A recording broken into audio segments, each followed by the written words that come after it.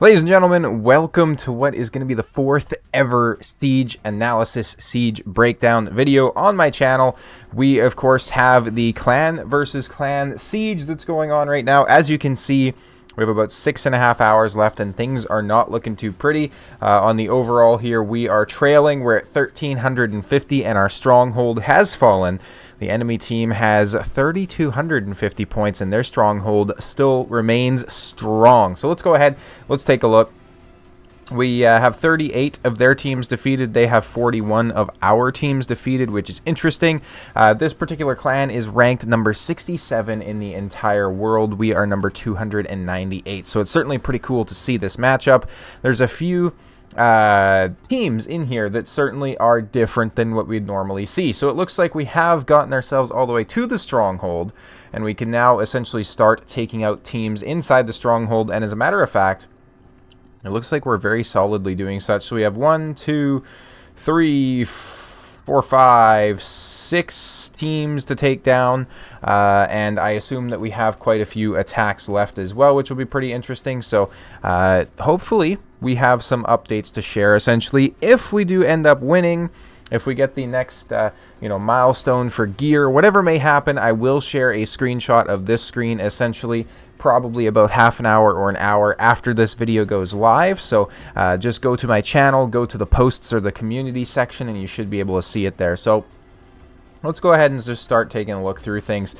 First of all, this clan has a very interesting motto, or a very interesting thing that they're doing. A lot of their garrisons are going with epics only or rares only, which is super cool. Don't get me wrong, like, I'm not ragging on them whatsoever. It's so cool to see this. I actually had to go in and draft a team that was all rares to actually beat one of their posts, which was so cool, because it's all usually focused about who has the most mythicals they can put in here, who has the most OP legendaries they can put in here, who has +4 Galathir that they can run, right? Like, it just gets boring after a while. So actually seeing a clan that has the epic only champions, or rares only, those sorts of things, is fantastic.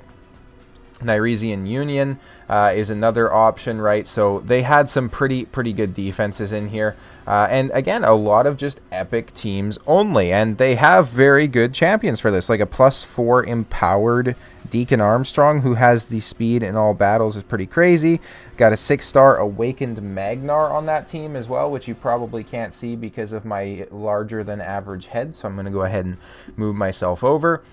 This was the particular team that I fought here, actually, which was rare champions only, right? And then the defenders are reflecting 30% of the damage. So my team, or my clan, essentially seemed to be struggling to kind of take this down. So I came in and I said, you know what, I'm going to give it a try. I'm going to take them out, and then I failed. My first attack, I learned, and then I went and I did my second attack. So essentially what I did to beat this team, in case you're curious, is I went ahead and just brought in a Gnarlhorn with a lot of speed instead of the Bellower. So essentially, Seducer and Temptress, along with Ordinator here, are a very solid team. Like, they were pretty tanky. With rares, you just don't have a lot of stats, right? So you don't have as much speed as you'd have on legendaries, resistances, attack, those sorts of things. So my damage dealer was obviously Berserker, which I don't think many people talk about him, but I think he's a very good champion, actually. I actually did a video on him a while ago, too. So I put my money where my mouth is, essentially, right? And that's kind of the way to do it. Let's go ahead. Let's take a look at some of these other outposts here and kind of see what's going on. As we'd expect to see, we have a lot of 6-star awakened Volcanos coming in from SW Buttons there. He is incredibly lucky. Look at this team. 6-star awakened Volcanos, Duchess, Helicath, and Scythia. I'm just going to let that sit with you for a second. That's insane. Good team, good team. And then we have this team down here, which actually held strong for a little bit. And then, yeah, we kind of came in and beat it with an Armand's team, it looks like. Armand's in, obviously, the... Oh, God, I forgot what the name of that blessing is. But it basically slows down the enemy team based on how many buffs they have. That, combined with, like, a supersonic set for Armand's, is insane when you're going against any sort of, like, a Duchess or a Siphi team, because if Siphi goes first, she does a lot of buffs, but she doesn't do a whole lot of turn meters, so you can cut in very easily there, which is pretty cool. We did take out the magic tower here. After I beat Post 14, I actually came up and I took out 2 teams inside the Defense Tower 3, if you're curious about that as well. So the first team was going against Armands, Elva. Oh, I had something caught in my throat there, my bad. And Wukong, and then we also had 2 of the Mariuses in here. So the horse is definitely starting to get more use inside guild versus guild as well, clan versus clan. My god, I've been playing, like, this is a constant problem. I've been playing so much Watcher of Realms and Raid Shadow Legends, and I'm starting to do content for Watcher of Realms, and inside the Watcher of Realms content, I'm always calling them champions when they're supposed to be heroes, and then I'm always calling, you know, it clan versus clan when it's supposed to be guild versus guild, and then afterwards I think to myself, you know, I'm gonna make videos about this, I should probably learn the lingo or whatnot, and then I come over the raid and I start making raid videos, and it's like, well, check out this guild versus guild when it's clan versus clan, right? Or check out these heroes and it's champions. It's the struggles of a content creator, I swear. Let's see here. I want to kind of check out our defenses as well. I haven't had a chance to take a look and see where I'm standing, essentially. So from what I know, I only had 1 defense set, I'm pretty sure. So that was actually this particular defense here, which did get defeated. Unfortunately, we did hold strong against 1 particular attack. So we did hold strong against a Mikage, Warlord, Ramantu, and Wukong, and then I switched out for Lysandra instead. So my assumption is probably just trying to make sure that they can keep our turn meter down, especially on like the Armands or something like that. So not a whole lot I can do there. 20 million player power account here too, with some decent looking champions. It's kind of to be expected. We have our stronghold here. Let's go ahead and take a look at some of the defense reports and see if there's any particular defenses that held strong.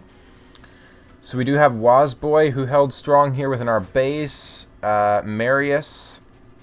I forgot this particular champion's name. And then, of course, Freya in there as well. I always like just kind of scrolling through and seeing, like, how many battles it took to defeat a particular champion. Seeing a 2-star awakened...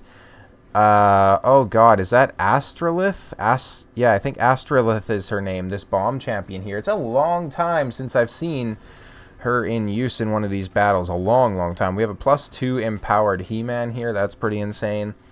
Lemon, once again, coming in strong with the being the only team inside the entire Stronghold -1 that actually held strong, so that's pretty cool.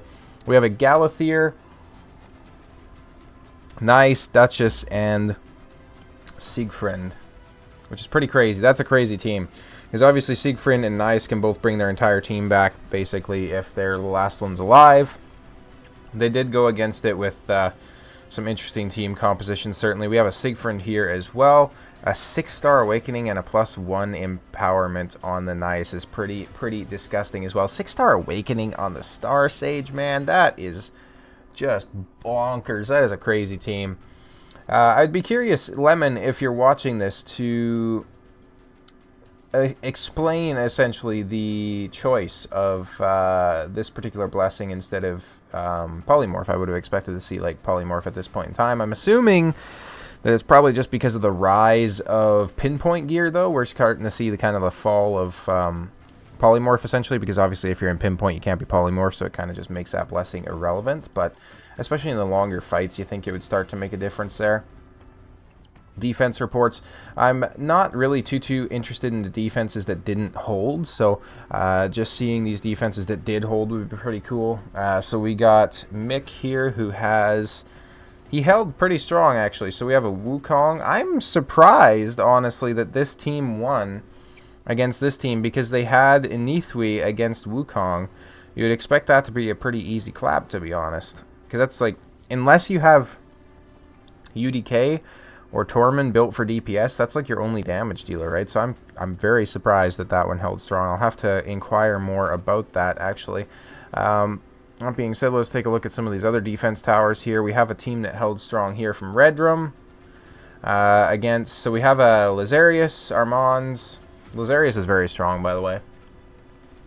Pythion and Mikage. Pretty solid team there. I forget if I looked at this post or not. We actually have a team holding very strong here from Nick. We have High Mother Mod on this account as well, it would appear. I'm kind of conflicted where I stand on High Mother Mod. she seems like a very good champion, but she also seems like by the time I get her, she's not going to be so good, essentially, because it just takes so damn long to try and do it. I was talking about in one of my other videos that I recorded earlier today how I'm basically going for like the Esme fusion currently just to get more fragments for mod, essentially. So, you know, it is what it is, I guess. But something I think they need to do is to make these champions clickable from here. I can't review these champions or their kits or anything like that from this particular screen, which is very annoying. We have a Vizier coming in and beating this. I'm curious how that works. So we have a Arbiter, and then again, I think it's like Astralon. And then we have the Dwarf, whose name I cannot remember. Places stone skin and whatnot. And then we have a Vizier. I didn't expect to see Vizier in Siege. You see something new every day, I suppose. Let's go ahead and take a look. Oh, yes. I forgot to place a full defense in this tower, apparently. So, how? How? What is this? How did you lose this? No offense, with a 22 million player power account. I don't think this clan is throwing, so I can't possibly imagine how you lost this, and I can't possibly imagine how you had to bring in a 6-star Awakened Crixia and Taurus to beat my Sun Wukong.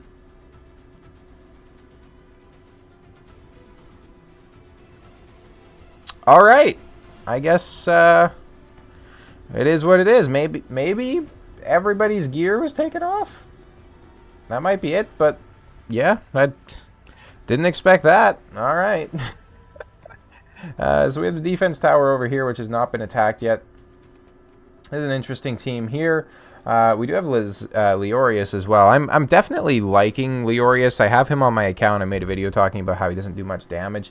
But I like him a lot better in concept, right? So it's kind of the same as mangoes, because I've come to the realization recently that I don't like mangoes. I just like mango flavor, or the concept of mangoes, right? So it's kind of the same thing with Leorius. I don't necessarily like Leorius as a champion, but I like the concept of Leorius, and I think I would like to use him more, but he's just so hard to use, especially in live PvP these days. It's a bit of a shame, certainly, but... So this is how it's standing currently. Yeah, that's pretty much where we're sitting. This clan is doing absolutely insane things, of course. Let's go ahead and go by attack victory. So I'm sitting at 4th currently, although we have a lot of players who could still get a lot more attacks in. So it's very possible that we pull back. In terms of defensive victories, your boy is not doing so well. I only got 2 so far. We have Nick with 9 defensive victories, which is pretty crazy, and then Lemon with 5, which is also pretty cool. So I've been talking with Lemon at some point as well about having him on to do a potential interview when it comes to doing like basically the strategy and stuff like that and the behind the scenes of the clan versus clan. He's one of the main proponents of that, so he's doing a lot of the preparing and letting people know where the team should be and those sorts of things. So I'd love to essentially just pick his brain on the video, and maybe we can do that even for the next Siege analysis and go over the board together or something like that. I think that would be pretty cool, so definitely make sure to stay tuned for that. Again, if something changes drastically with the Siege, I will go ahead and I'll post a screenshot after this video goes live. Check back in maybe like 10 to 30 minutes or something like that. But that being said, thank you guys all so much for watching, and I'll see you next time.